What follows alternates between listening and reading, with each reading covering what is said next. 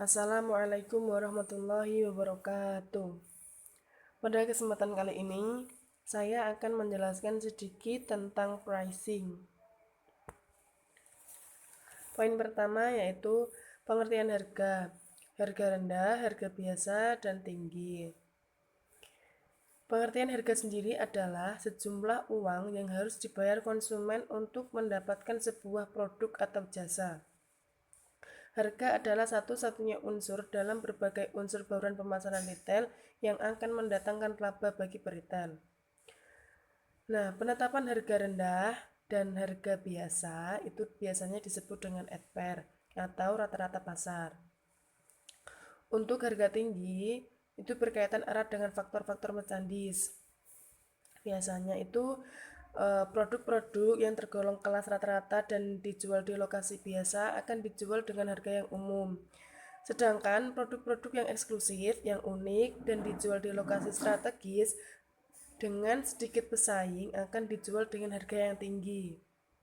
Di sini mereka mempunyai strategi. Yang pertama, faktor pelayanan atau customer service dapat mempengaruhi harga jual yang tinggi. Karena dengan itu mereka memerlukan biaya tambahan dengan adanya pelayanan yang diberikan. Juga karena produk yang dijual atau citra gerai menghendaki adanya pelayanan. Yang kedua, harga rendah seringkali dijadikan sebagai strategi untuk menarik minat pembeli. Strategi ini menjadi amat efektif menarik pembeli karena harga rendah berarti penghematan. Nah, karena hal ini bisa digunakan untuk bersaing, nah maka muncullah istilah yang ketiga, pricing below the market atau strategi harga pesaing. Yang kedua, kaitan harga dengan aspek-aspek lain. Yang pertama, berkaitan dengan tujuan memaksimalisasi laba. Setiap retail atau perusahaan perdagangan ecer ingin memaksimalkan laba. Laba dapat dicapai dalam jangka pendek dan dalam jangka panjang. Berdasarkan pemisalan, ini dapat ditunjukkan pada tingkat kapasitas memproduksi barang atau jasa. Mereka akan melakukan kegiatan memproduksi sampai pada tingkat dan keuntungan mereka mencapai jumlah yang maksimum. Yang kedua, berkaitan dengan pelanggan. Tujuan pemasaran adalah kepuasan pelanggan melalui operasional perusahaan yang akan memberi laba yang patut. Itu berarti kedua pihak sama-sama mendapatkan manfaat dari interaksi penjual atau pembeli. Konsumen yang puas dengan produk dan layanan cenderung membeli kembali dan menggunakan kembali layanan tersebut. Yang ketiga, berkaitan erat dengan pasar dan persaingan. Faktor pasar dan persaingan merupakan faktor penting yang amat mempengaruhi penetapan harga. Harga rendah diberlakukan ketika sebuah perusahaan hendak mempertahankan pasar yang telah dikuasainya, terlebih-lebih jika menghadapi strategi harga yang dilakukan pesaing yang sedang melakukan penetrasi pasar maksud saya. Penetapan harga dilakukan untuk menyamai harga yang ditetapkan pesaing tanpa harus menyebabkan terjadinya perang harga. Yang keempat, berkaitan dengan pengadaan merchandise.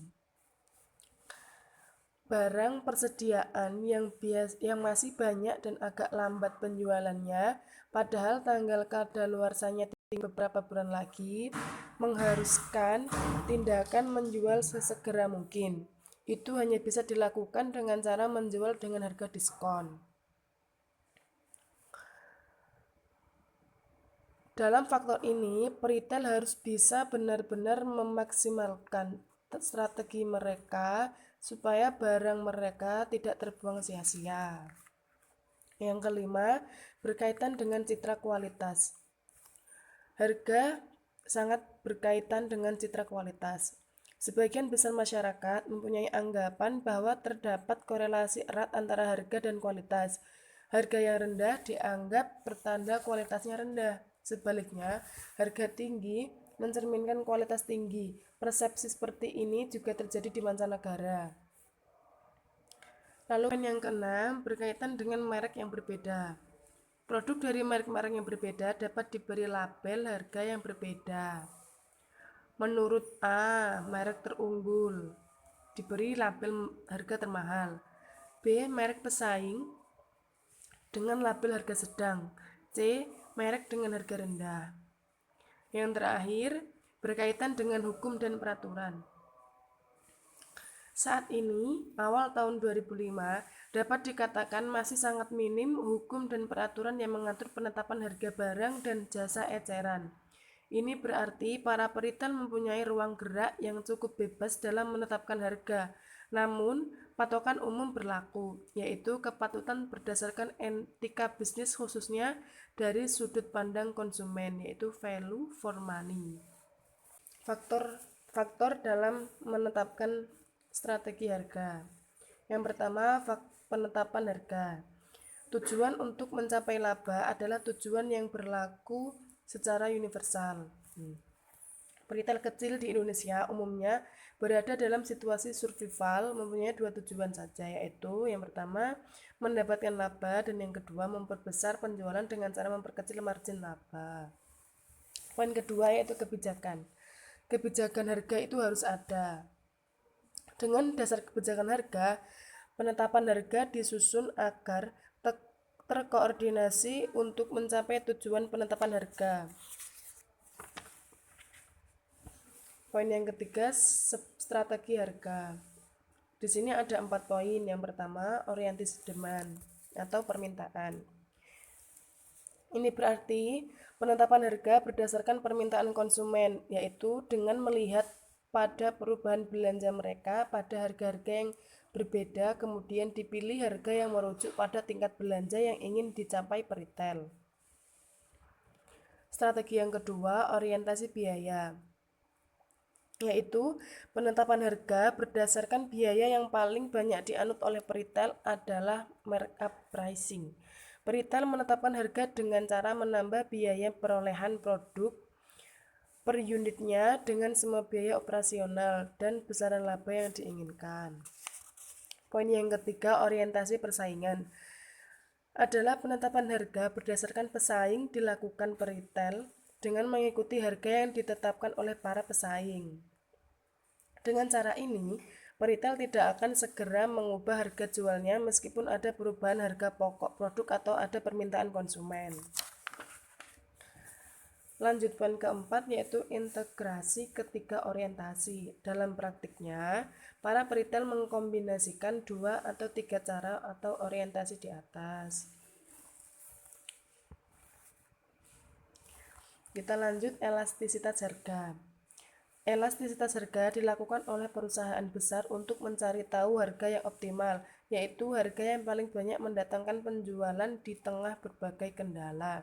Rumusnya, elastisitas harga sama dengan kuantitas 1 min kuantitas 2 per kuantitas 1 plus kuantitas 2 dibagi harga 1 min harga 2 itu dibagi ya, maaf tandanya mungkin kurang jelas. Harga 1 plus harga 2. Kita lanjut. Poin profitabilitas. Yang pertama, pricing menentukan profitabilitas, yaitu tingkat pencapaian laba. Lalu, dengan demikian, profitabilitas adalah tolak ukur laba. Lalu, pengukuran profitabilitas dapat dilihat sebagai berikut. Earning power sama dengan margin operasional dikali sales turnover. Laba operasional dibagi total aktiva sama dengan laba operasional dibagi penjualan dikali penjualan dibagi total aktiva. Di situ ada pengertian markup, yaitu laba diperoleh dengan menambahkan keuntungan pada harga pokok penjualan, yaitu biaya-biaya yang berkaitan dengan harga barang, biaya pengiriman, biaya gedung dan lain-lain, dan biaya overhead atau biaya-biaya operasional tetap bulanan yang terpisah dari belanja merchandise. Kita lanjut implementasi strategi harga. Yang pertama, penetapan harga secara customary dan variabel. Customary pricing adalah harga yang tetap tidak akan diubah untuk periode tertentu. Contohnya adalah harga koran, permen, dan makanan di restoran. Lalu untuk variable pricing adalah harga yang ditetapkan secara variatif sesuai dengan fluktuasi tingkat permintaan konsumen.